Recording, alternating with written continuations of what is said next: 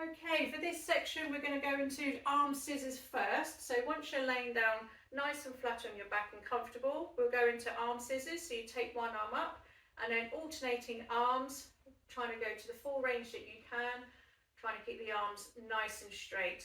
Again, listen to the body, make sure there's no pain in the shoulders.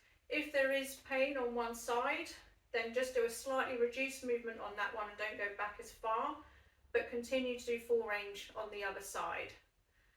Okay, after that one, you're going to go on to the scapular glide, so having your arms out together in front, palms together, going out down towards the floor, opening and closing the scapula.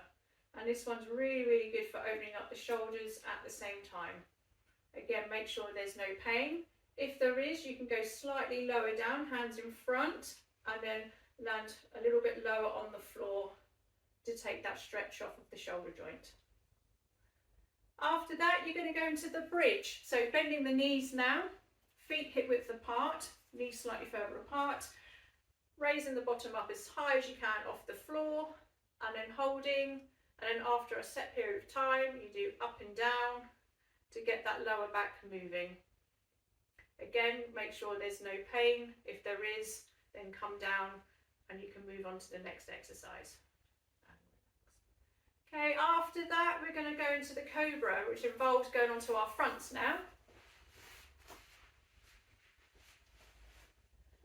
Good. So laying out nice and flat to begin with. Okay, hands just in front of your shoulders, and then you're going to push up with your arms so you get a nice curve in the spine. You should feel like a pressure in your lower back, but there shouldn't be any pain. So if there is any pain, if you move your hands slightly further forwards, and then come back up again, it will decrease the curve of the spine and then take the pain away from the lower back. However, if you want a deeper stretch, you can bring your hands further in towards you to get that deeper curve of the spine. So find what is best for you. After that, this leads on nicely to follow up with the child pose. So you come up and over, sinking down, so you get a nice back stretch. Arms are out nice and straight in front for a good stretch. And if you want a slightly deeper stretch, you can slightly widen your knees and sink down just that little bit lower, and that will also give you an inner hip stretch at the same time.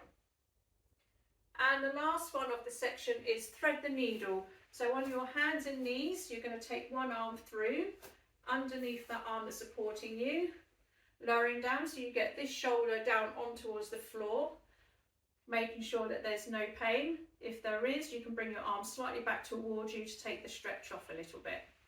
Coming back, and then exactly the same on the other side. Again, making sure there's no pain on that stretching side, and that this arm is okay with supporting your body weight. And then coming up.